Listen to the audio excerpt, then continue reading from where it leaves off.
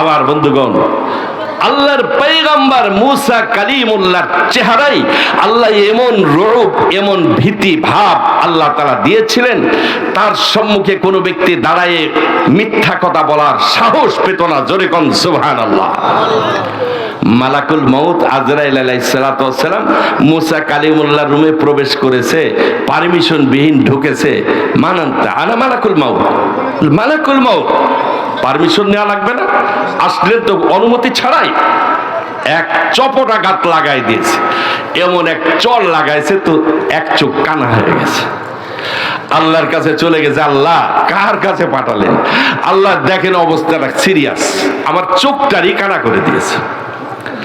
আমার বন্ধুগণ, আল্লাহ তো এমন সত্তা, ইদারা আদাল্লাহু শাইআন আইয়াকুলা লাহু কুন ফায়াকুন। কোন বস্তুর ইরাদা করলে শুধু বলেন কুন, হ, হ বলতে দেরি, হতে দেরি লাগে না। জোরে কোন সুবহানাল্লাহ।